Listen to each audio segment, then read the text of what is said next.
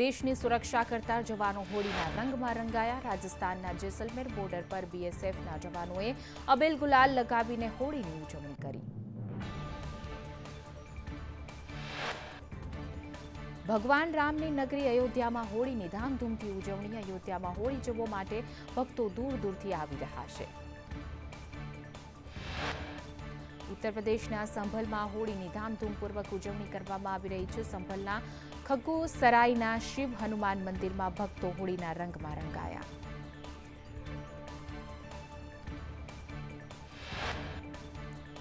સંભલમાં VHP અને બજરંગ દળના કાર્યકર્તાઓએ હોળી સેલિબ્રેશન કર્યું।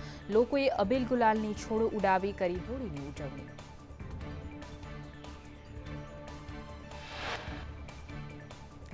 સંભલમાં Uttar Pradesh police high alert પર છે। સમગ્ર વિસ્તારમાં પોલીસ દ્વારા કડક સુરક્ષા વ્યવસ્થા।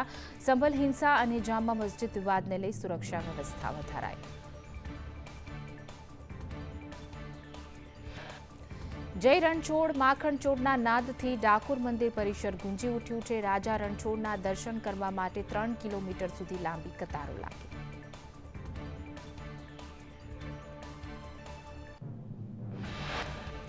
દ્વારકામાં હોળીને લઈને ભક્તોનું ઘોડાપૂરું મટ્યું। લાખો ભક્તોએ ગોમતી નદીમાં સ્નાન કરી પુણ્યતાનું ભાથું બાંધ્યું।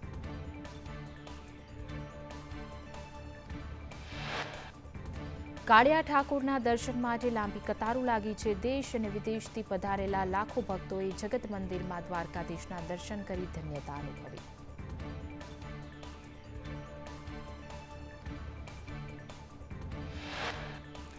સુરતમાં ડિંડોલી પોલીસે ઓલ્ડ એજ હોમમાં ઉજવણી કરી। સિનિયર સિટીઝનો સાથે ધૂળેટી પર્વની કરી ઉજવણી।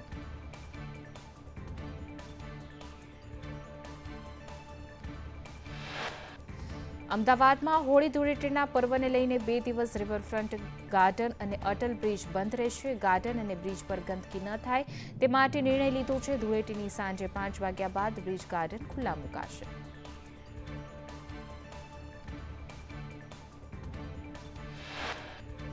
દ્વારકામાં ફૂલટોળ ઉત્સવને લઈ ભક્તોની ભારે ભીડ ઉમટી છે। દ્વારકાધીશ મંદિર પરિસરમાં ભક્તો નાચતા ઝૂમતા ભક્તિમાં થયા છે લીન।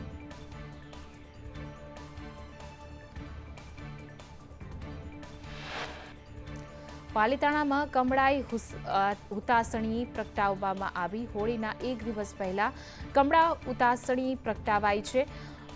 કમળા હુતાસણી પ્રગટ્યા બાદ હોળી મનાવાઈ છે।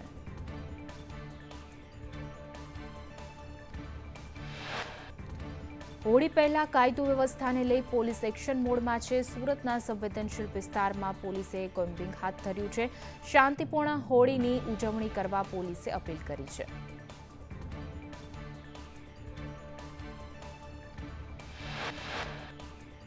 જમ્મુ કાશ્મીરના ટોટામાં હિમવર્ષા। માર્ચની શરૂઆતમાં જ ભદરવાહડી પહાડીઓ પર બરફની ચાદર પથરાઈ।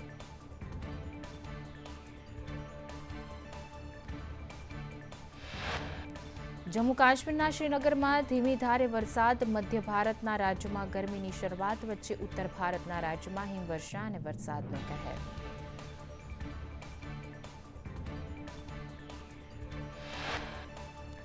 રાજ્યના 11 જિલ્લામાં તાપમાન 40 ડિગ્રી પાર જતા હીટવેવની અસર। સૌથી વધુ તાપમાન રાજકોટમાં 42.1 ડિગ્રી નોંધાયું તો અમરેલી, સુરેન્દ્રનગર, કંડલામાં 41 ડિગ્રી તાપમાન।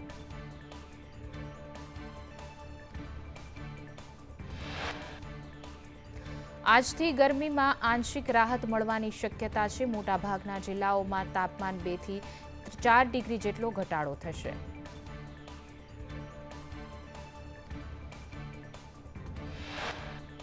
રાજ્યના કેટલા જિલ્લામાં તાપમાન ઊંચું રહેવાની સંભાવના છે। આજે સુરેન્દ્રનગર, અમદાવાદ, પોરબંદર, કચ્છ, ગાંધીનગરમાં યલો એલર્ટ છે। ઉત્તર પૂર્વના પવનોને લીધે ગરમીની અસર રહેશે।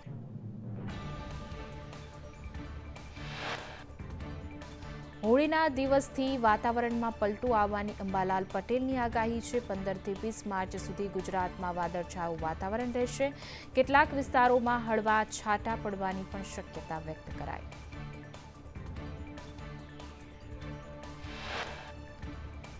કચ્છ અને સૌરાષ્ટ્રમાં 20થી 40 કિલોમીટરની ઝડપે પવન ફૂંકાશે. ઉત્તર અને મધ્ય ગુજરાતમાં 15થી 30 કિલોમીટરની ઝડપે પવન ફૂંકાશે. 15 માર્ચ બાદ લોકોને ગરમીથી મળશે રાહત.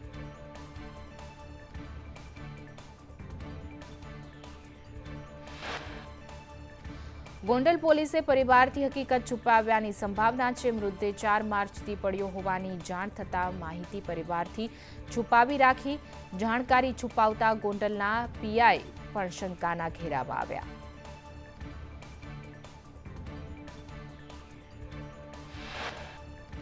રાજકોટના ગોંડલમાં રાજકુમાર જાટનો મોતનો કેસમાં મૃતકનો વધુ એક સીસીટીવી સામે આવ્યું છે.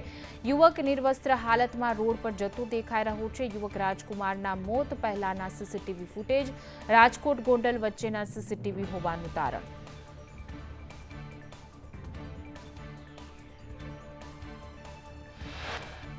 યુવકના મોત પાછળ અનેક તર્ક વિતર્ક છે. પોલીસ યુવકના મોતનું સત્ય છુપાવતી હોવાની પણ ચર્ચા છે. જયરાજસિંહ જાડેજાના બંગલાના સીસીટીવી જાહેર કરાયા નથી. પરિવારે મૃતકને બંગલામાં માર માર્યાના આક્ષેપ કર્યા છે.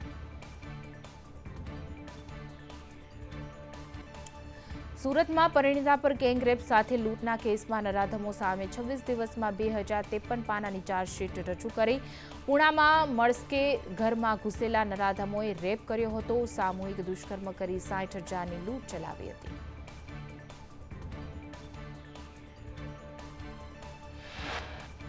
પુણા વિસ્તારમાં છરીની અણીએ પિતાને બંધક બનાવી 2 શખ્સોએ પરિણીતા સાથે રેપ કર્યો. 3 પૈકીના દિનેશ અને નિકુંજે દુષ્કર્મ આચર્યું ત્યારે અન્ય આરોપી અમિત ઉર્ફે રઘુ રાકડાએ ઘરની બહાર દેખરેખ કરતો રહ્યો.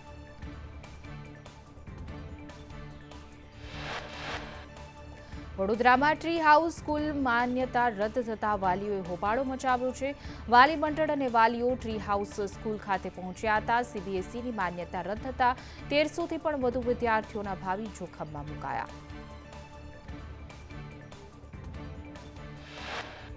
વાલીઓની રજૂઆત બાદ પ્રિન્સિપાલે જણાવ્યું કે ધોરણ 1થી 8ના શાળાની માન્યતા રદ થઈ નથી.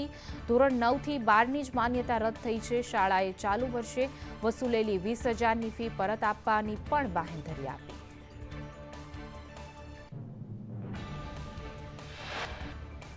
અમદાવાદ એરપોર્ટ પરથી સોનાની દાણચોરી ઝડપાઈ છે. એર ઇન્ટેલિજન્સ યુનિટે સોનાની દાણચોરી કરતા 2ને ઝડપી પાડ્યા છે. સોનાનું લિક્વિડ બનાવી પટ્ટો બનાવી પેન્ટમાં છુપાવ્યું હતું. કુલ 1.29 કરોડનું સોનું જપ્ત કરાયું. વડોદરા હાઈવે પર દારૂ ભરેલી કાર પલટી. લોકોએ કારમાંથી દારૂની લૂંટ ચલાવી. લોકોનો દારૂની લૂંટ ચલાવતો વિડીયો થયો વાયરલ.